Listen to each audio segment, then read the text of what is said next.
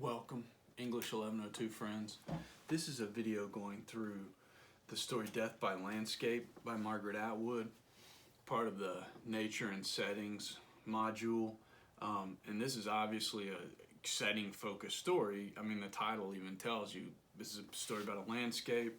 Landscape and the idea of landscaping is really important in this story. In part because what this story is about and what this story becomes afraid of, or what the main character, Lois, in this story becomes afraid of is, landscaping is based on the idea that you take some untouched wilderness or uncultivated area and somehow landscape it. Somehow you do something to control it, or cut it back, or fence it in, or cage it in, or like garden or tend the garden or something like that. And what Lois really becomes afraid of in this story is wilderness, the unlandscaped landscape, the untended raw wilderness, like no cutting back, no trimming, no controlling, just raw wilderness is what really scares her for the rest of her life. And a lot of this story, the body of this story is all in these flashbacks that are in the middle of the story. And the beginning and the end of the story give you the present time, where she's this older retired woman. Her husband has died, her children have moved away, she lives by herself, and she lives in the most urban unwilderness that you can get to. She lives in true civilization, and you get that immediately. Lois has moved to a condominium apartment in one of Toronto's newer waterfront developments. And if you know Toronto, it is on the waterfront of one of the Great Lakes.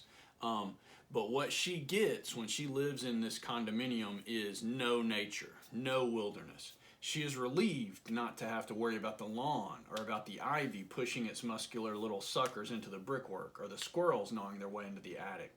The building has a security system, and the only plant life is in pots in the solarium.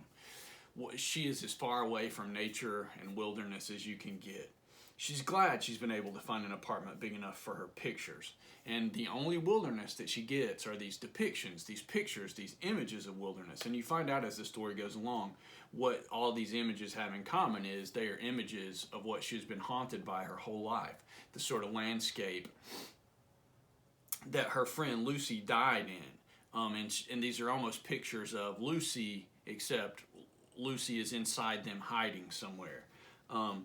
None of the pictures is very large, which doesn't mean they aren't valuable. It was Lois who'd chosen them. Rob had no interest. That's the husband who has passed away. But that is not why she bought the pictures way back then. She bought them because she wanted them. She wanted something that was in them. Although she could not have said at the time what it was. It was not peace. She does not find them peaceful in the least. And that is maybe the overwhelming tone or feeling of this story, is not peaceful. It is like being unsettled. Looking at them fills her with a wordless unease, despite the fact that there are no people in them or even animals, as if there is something or someone looking back out.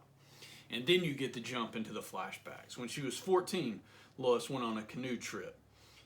She'd only been on overnights before. This was to be a long one, into the trackless wilderness, as Cappy put it. It was Lois's first canoe trip and her last.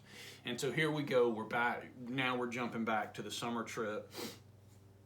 We're jumping into the meat of the story, the body of the story, the summer camp, the long canoe trip into the wilderness, even though, they're on a marked trail. But they are in the sort of like the uncivilized wilderness. And what Lucy really disappears into finally is a landscape, a wilderness landscape. And you get all of this. The body of the story is essentially building you up to the canoe trip. The long flashbacks that cover 4 or 5 years are all getting you up to that. She's told you about the canoe trip right here at the beginning. But then the rest of the backstory really just builds up Lucy and Lois's friendship and how they meet every summer. Lucy is an American while Lois is a Canadian, and most of the kids at the camp are Canadian kids. And they all go to this summer camp after World War II. They all grow up going there. She said, and Lois thinks she can recognize women who went to these camps and were good at it. They have a hardness to their handshakes even now, a way of standing legs apart, a way of sizing you up to see if you'd be any good in a canoe. Again, back to the canoe, back to the paddling. But what you're getting in the big body of this and most of the flashbacks here is this, like I said, it's showing you Lois and Lucy's friendship and how they meet and become friends. Lois goes to the camp a year before Lucy. It's in Lucy's second year. Lucy was her best friend at camp. Lois had other friends in the winter when there was school and itchy woolen clothes and darkness in the afternoons, but Lucy was her summer friend. She turned up the second year when Lois was 10 in a Blue Jay. Lois helped Lucy unpack her tin trunk and placed the folded clothes in the wooden shelves to make up her bed. And so you get the beginning of their friendship. Lucy was from the United States, where comic books came from in the movies. She wasn't from New York or Hollywood or Buffalo, the only American cities Lois knew of, but from Chicago. Her house was on the lake shore. Again, more lake imagery here. But this is the civilized lakes with cities around them, not the wilderness lake that ultimately swallows Lucy.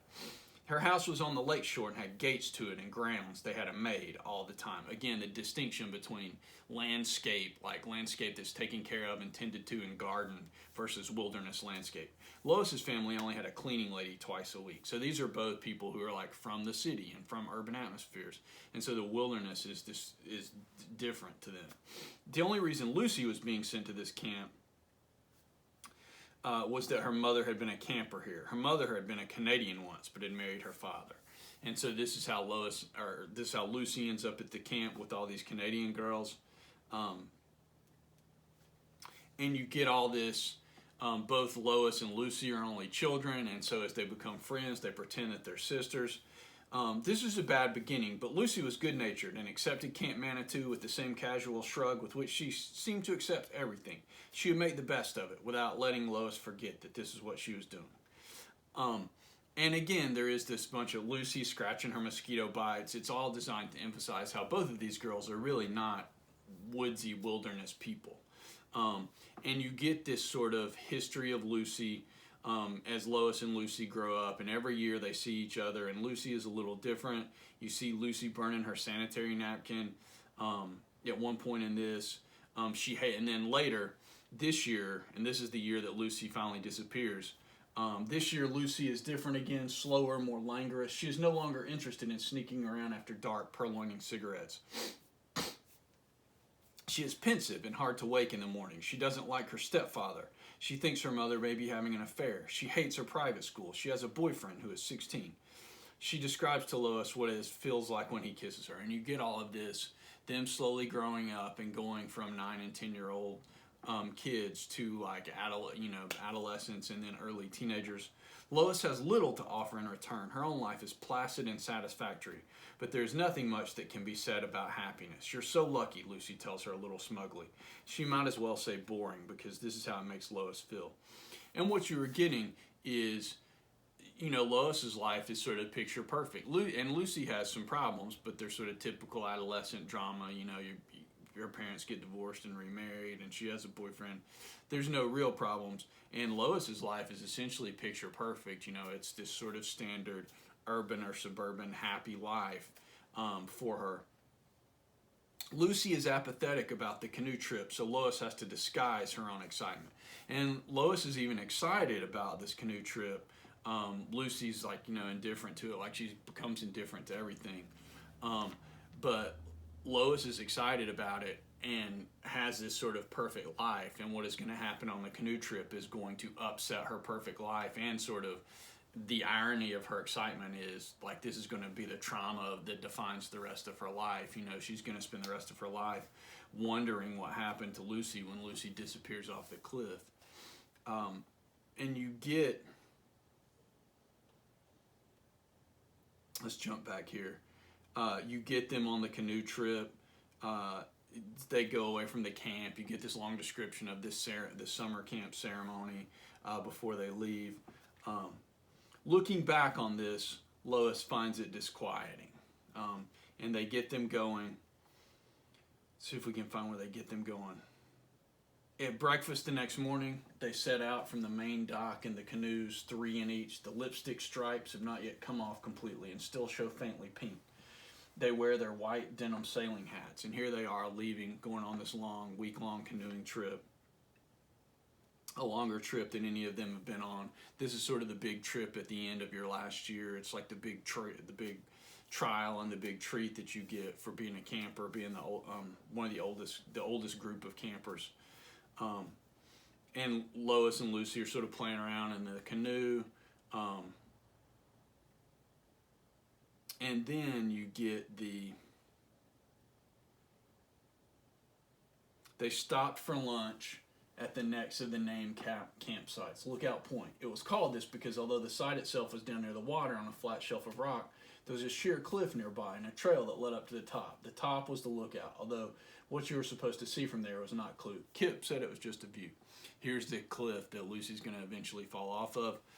What really kicks this, and the real mystery, what really causes it to haunt Lois, is not that Lucy falls off or whatever happens up here, it's the not knowing. And y'all know this, almost everybody has had this experience. You can deal with almost anything if you know what happened, if you know the facts. Part of what haunts Lois about what happens here is she doesn't know the facts. She doesn't know what happens. You know, there's no body, there's nothing. There's just this mystery of Lucy disappearing into the landscape. And you see at the bottom of this page right here, it's a steep climb and they're sweating when they reach the top. They wipe their faces with their bare arms. It would be quite a dive off here, says Lucy. You'd have to be nuts. And what the dialogue right there sort of sets up the mystery. Like, did Lucy dive off and commit some kind of suicide? Did she fall off?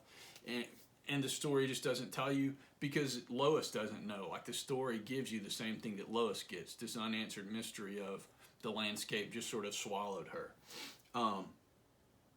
Right here at the top of this page,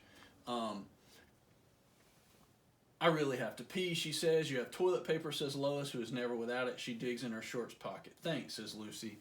And this is really the last time, Lois walks away down the trail to give Lucy some privacy to use the bathroom. And then she hears, let's see if we can find it. She hears some sort of, it was noon. This is when she heard the shout. She's gone over and over it in her mind since, so many times that the first real shout has been obliterated like a footprint, but she is sure that it was not a shout of fear, not a scream, more like a cry of surprise cut off too soon, short like a dog's bark. This is the last thing that Lois gets from Lucy, is this scream that, over the course of remembering it over and over again, she sort of can't even, over the years, remember exactly what kind of shout it was. And then, right here, stop fooling around, Lois said it's lunchtime, but Lucy did not rise from behind a rock or step out smiling from behind a tree.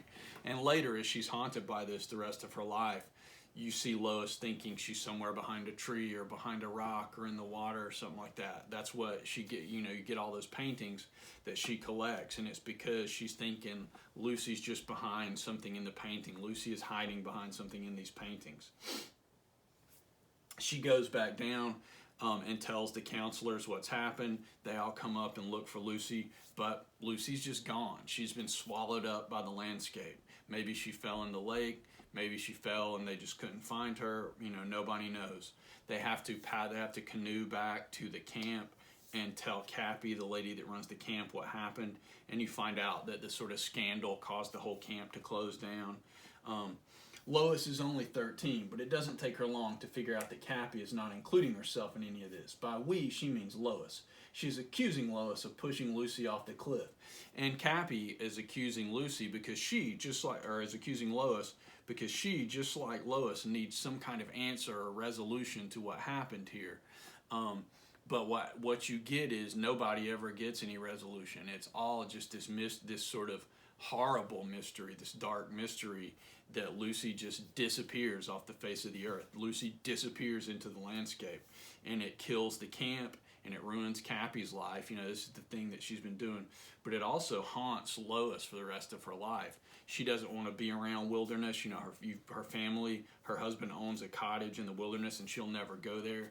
She doesn't want to be around nature because nature becomes to her. She was excited at the beginning to go to summer camp and to go on these canoe trips and to be out in nature. And what happens to Lucy, just like traumatizes her and makes her afraid of nature and the natural world. Because you get here, when the story finally jumps back to the present, Lois sits in the living room of her apartment drinking a cup of tea. Through the neat-ceiling window, she has a wide view of Lake Ontario. But Lake Ontario is surrounded by towns and cities, on both on the Canadian side and the American side. Like, it's not the kind of lake that swallows you, because it's not a wilderness lake. And the willows of Toronto Island, shaken by a wind that is silent. When there isn't too much pollution, she can see the foreign shore, though today it is obscured. Possibly she should go downstairs, do some shopping. There isn't much in the refrigerator. But she isn't hungry, and stirring from this space is increasingly an effort. She can hardly remember now having her 2 boys in the hospital. She can hardly remember getting married. Even at the time, she never felt she was paying full attention. She was tired a lot.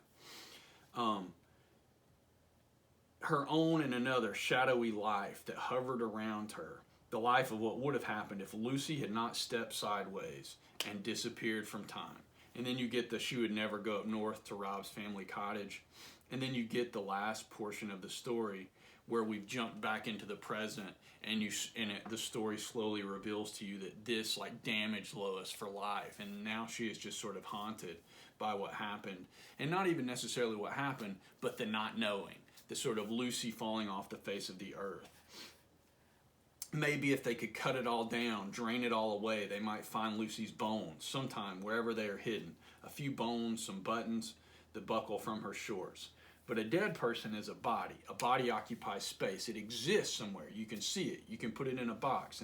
But Lucy is not in a box or in the ground because she is nowhere definite. She could be anywhere.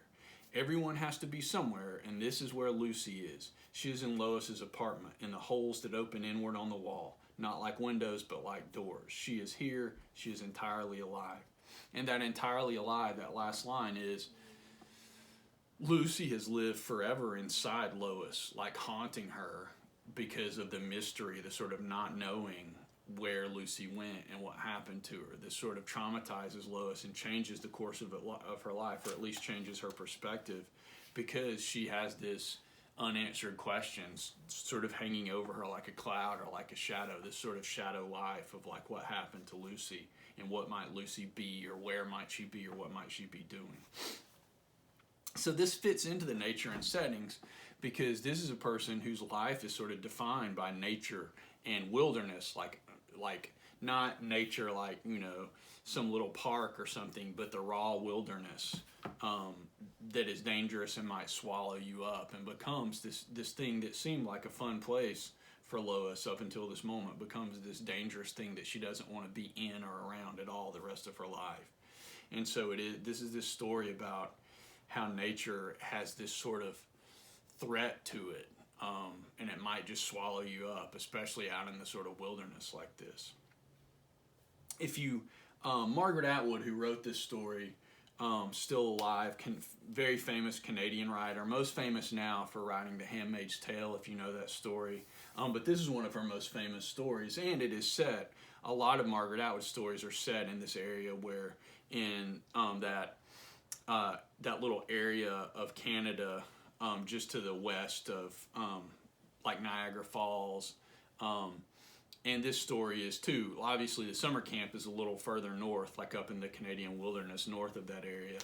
But a lot of Margaret Atwood stories are set in that same area in the northeastern United States, or that area around Lake Ontario in Canada, between New York and Michigan in that area.